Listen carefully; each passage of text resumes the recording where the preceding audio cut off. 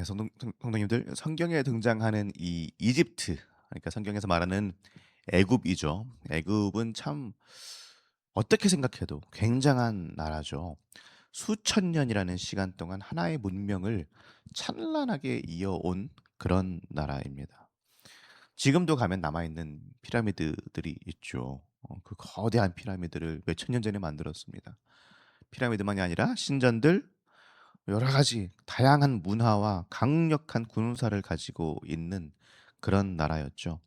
그러니까 이스라엘을 비롯한 주변의 다른 작은 나라들이 볼 때 이집트는, 애굽은 정말 도모할 꿈도 꿀 수 없는 그런 거대한 나라였습니다. 사람들이 그렇게 강한 이집트를 가지고, 이 애굽을 가지고 사자라고 불렀어요. 사자 같은 나라. 그리고 용맹한 나라, 거대한 나라, 힘이 센 나라. 애굽의 바로도 자신을 사자라고 생각을 했죠. 주변 나라들을 다 압도하고 모든 혼란을 물리치고 세상의 질서를 지키는 존재다. 이렇게 생각했습니다. 실제로 이제 고대 애굽의 여러 가지 벽화들을 보면은요, 바로가 적들의 머리채를 움켜쥐고 있고, 뭐 무기로 적을 물리치고, 뭐 이제 이런 장면들이 많이 나옵니다. 그러니까 초기 왕조 시대 때부터 계속해서 애굽의 이 강한 왕권을 보여주는 그런 형상이었죠. 바로 왕은 신의 대리자이고 적을 무찌르는 전사이고 혼돈으로부터 세상을 지키는 그런 자다. 뭐 이제 그런 거였어요. 그런데 오늘 말씀 보니까 어떻습니까? 하나님께서는 이 바로를, 애굽을 전혀 다르게 보셨죠. 우리 2절 말씀 함께 읽어보겠습니다. 인자야, 너는 애굽의 바로 왕에 대하여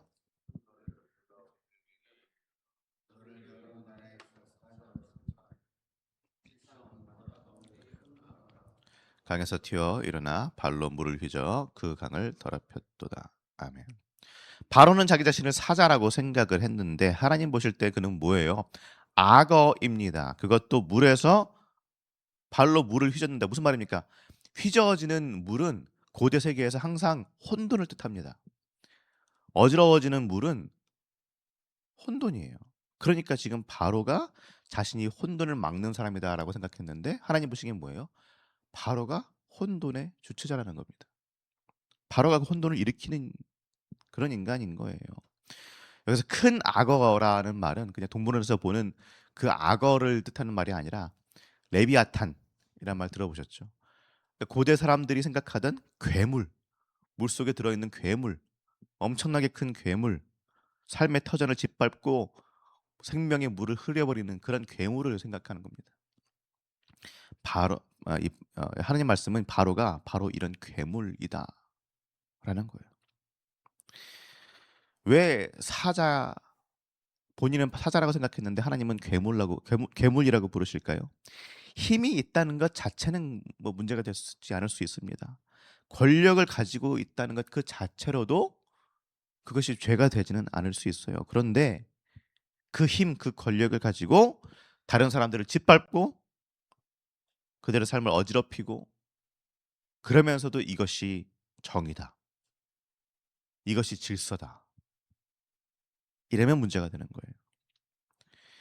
제국들은 어떻습니까? 이집트, 애굽만이 아니라 이제까지 있어왔던 모든 제국들은 그랬죠. 언제나 자기 자신을 사자처럼 생각하고 표현합니다. 정의를 지킨다. 우리의 힘이 평화를 지키고 우리의 힘으로 세상의 질서를 유지하고 우리가 문명을 발전시키고 이런 식으로 생각합니다. 그런데 그 힘의 유지를 위해서 뭘 합니까? 누군가의 땅을 빼앗고요. 누군가의 것들을 힘으로 빼앗고 곡물로 거두고 수많은 사람들을 포로로 사용하고요. 다른 사람들의 눈에는 사자처럼 보일지 몰라도 그 이면에는 어떻습니까? 이면에는 여러 가지 폭력의 결과물들이 있어요. 그들의 발 아래에 짓밟힌 사람들에게는 사자가 아니라 그냥 괴물로 보일 수밖에 없죠. 겉으로 보기엔 너무나 멋있지만 밑으로 보면은 물이 다 진흙탕 물이 돼 버리는 거죠.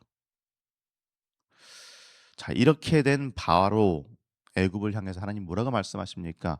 굉장히 끔찍한 말씀을 하시는데요. 우리 3 절부터 6 절까지 함께 읽어 보겠습니다. 주 여호와께서 이같이 말씀하셨느니라. 내가 많은 백성의 무리를 거느리고 내 그물을 내 위에 치고 그 그물로 너를 끌어오리로다. 내가 너를 무태에 버리며 들에 던져 공중의 새들이 내 위에 앉게 할 것이며 온 땅의 짐승이 너를 먹어 배부르게 하리로다. 내가 네 살점을 여러 산에 두며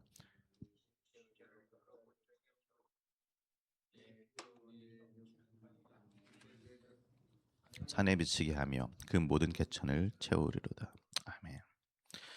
너무 끔찍한 말씀이죠. 성경이 이 정도로 끔찍하고 적나라하게 표현한 장면들은 많이 없는 것 같습니다. 하나님 자비 하나님이신데 왜 이렇게 끔찍한 말씀을 하실까요? 하나님 보시기에 힘으로 남을 짓누르는 일은, 폭력을 사용하는 일은 이렇게나 정말 죄스럽고 너무나 안 좋고 하나님 보시기에 그냥 받아들일 수 없을 만큼 그렇게 끔찍한 일이라는 것입니다. 폭력은요, 아무리 그게 정당화되더라도요, 그 결과는 절대 아름다울 수 없습니다. 처음에는 힘이 있으니까 모든 것을 다 할 수 있을 것처럼 보이고, 힘으로 사람을 눌러 놓으면은, 힘으로 남들을 눌러 놓으면은, 지지겨 놓으면은 평화가 올 것처럼 생각을 하지만 그렇지 않습니다. 폭력으로 만든 평화는 참된 평화가 아니죠. 폭력으로 만든 평화는 더 큰 폭력이 올 때까지 그냥 잠시 유지되는 그런 것일 뿐입니다. 그러니까 이 괴물, 폭력으로 남을 짓누르는 이 제국, 이 괴물, 그 종말은 어떤 것입니까? 정말로 사자 같았고 실제로는 괴물로서 남들이 어떻게 할 수 없는 그런 괴물 같았지만 하나님 앞에서는 어떤 거예요? 그냥 그물에 걸려서 끌려 나오는 거예요. 아무것도 아닌 겁니다. 발버둥 치어도 뭘 어떻게 해도 예전에는 그 힘으로 남을 다 짓누를 수 있었지만 하나님 앞에서는 아무것도 아니고 그냥 끌려 나오는 겁니다. 그리고 그 아까 읽었던 그 처참한 말씀처럼 그렇게 처참한 꼴을 당하게 된다라는 말입니다. 우리 7절 8절 7절 8절 말씀 함께 읽어보겠습니다. 내가 너를 불끄듯 할 때에 하늘을 가리어 별을 어둡게 하며 해를 구름으로 가리며 달이 빛을 내지 못하게 할 것이며 하늘의 모든 밝은 빛을 내가 내 위에서 어둡게 하여 어둠을 내 땅에 베풀리로다. 주 여호와의 말씀이로다. 아멘. 바로를 불끄듯 하시고 하늘을 가리시고 별을 어둡게 하시고 해를 구름으로 가리고 달이 빛을 내지 못하고 애굽 땅에 어둠이 덮인다라는 말이죠. 애굽은 수천 년 동안 이어진 나라였습니다. 물론 지금도 이집트가 있지만 그 문명, 그 권력, 그 힘, 그 당시 사람들이 그게 영원할 거라고 생각했지만 지금 보면 어떻습니까? 영원합니까? 아직까지 이어져 오고 있습니까? 나라로서는 존재하지만 그 힘은 이제 눈 씻고 찾아봐도 볼 수 없죠. 그런데 하나님께서 말씀하시는 게 뭐예요?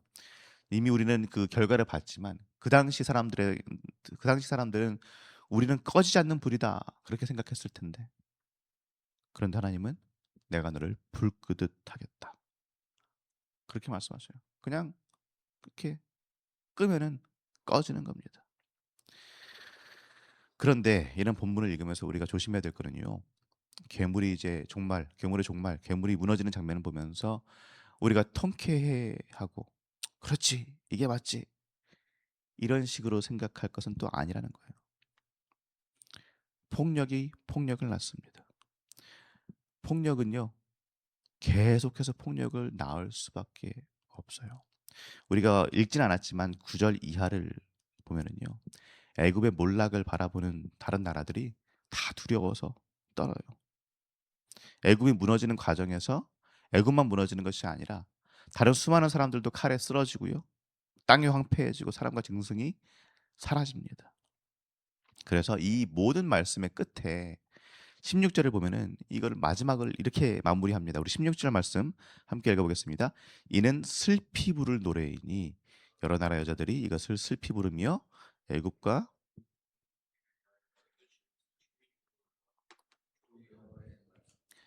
이것을 슬피 부르리이다. 애굽과 그 모든 무리를 위하여 슬피 부르라. 와, 저 제국, 저 괴물 애굽이 무너졌다.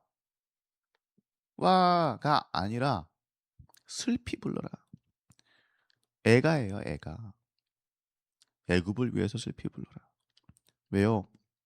괴물의 종말이라고 할지라도 결국 폭력으로 종말이 생긴다면 수많은 사람들의 죽음, 수많은 사람들의 삶의 터전이 없어지고 그런 폐허를 남기기 때문입니다. 제국을 만드는 사람들만, 힘 있는 사람들만 죽는 것이 아니고 전쟁이 일어나면 어떻습니까? 아무 죄 없는 백성들도, 어린아이들도 죽게 되는 거예요. 그러니까 하나님의 심판을 우리가 믿는다라는 것, 하나님이 결국에는 오셔서 심판하실 것이다라는 말은 하나님의 힘으로 죄를 처단해라. 죄를 처단해 주세요. 이게 아니에요. 하나님의 힘으로 내 적, 저 녀석을 완전히 짓눌러 주세요. 이게 아니에요. 이렇게 하면은 저도 똑같은 사람이 되는 겁니다. 똑같은 사람이 되는 거예요. 하나님께서 하나님께서 만약에 저 적을 치셔서 무너뜨린다고 하시더라도 예수 믿는 우리의 반응은 어때야 됩니까? 와가 아니라 애가예요, 애가. 슬피 노래하는 겁니다. 하나님 용서하여 주옵소서.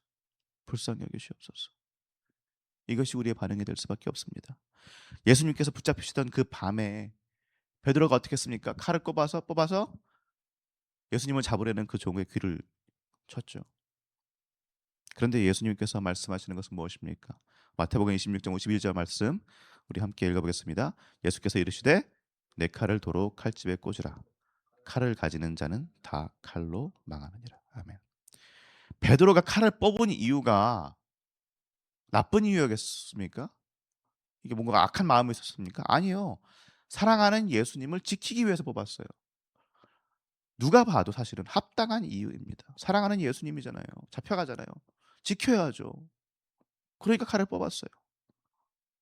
명분이 있습니다. 그런데 예수님께서 말씀하시는 게 뭡니까? 칼을 칼집에 꽂아 넣어라.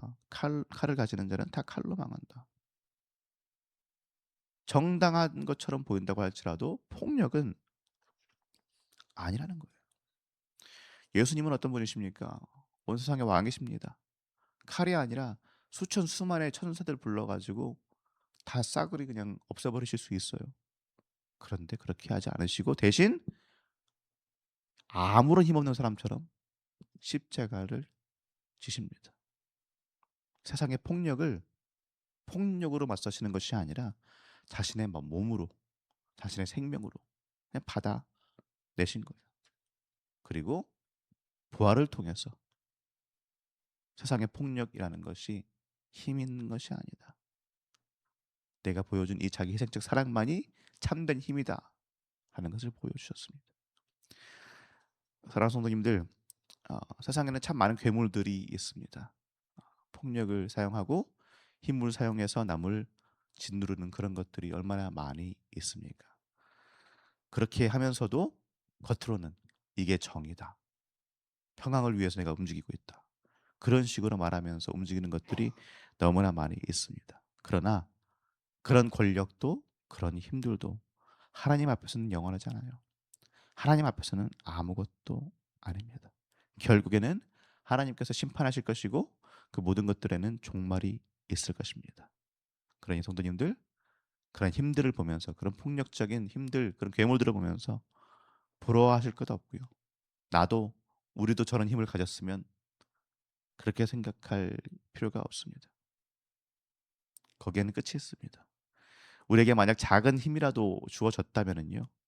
그 힘으로 남을 누르는 것이 아니라 정의라는 명목으로 남을 짓누르는 것이 아니라 그 힘으로 사람을 살리는데 사용할 수 있기를 바랍니다. 가정에서 또 일터에서 또 교회에서 나에게 주어진 그 힘들, 나의 권한, 나의 자리 그것을 사용해서 다른 이들을 뭐 짓누르고 겁주는 것이 아니라 겁박하는 것이 아니라 그들을 일으키고 살리는데 활용하실 수 있기를 예수님으로 축복합니다. 폭력으로 일어난 괴물은 결국엔 폭력으로 무너집니다. 그러나 그 칼을 거두고 생명을 살리시는 예수 그리스도의 길은 지금도 우리 안에서 영원합니다. 그러니 오늘 하루 괴물의 방식을 따르는 것이 아니라 칼을 내려놓으신 평강의 왕이신 우리 예수님의 길을 따라 살아가는 저와 우리 모든 성도님들 되시기를 예수님의 이름으로 축복합니다. 이제 주신 말씀 가지고 함께 기도하겠습니다.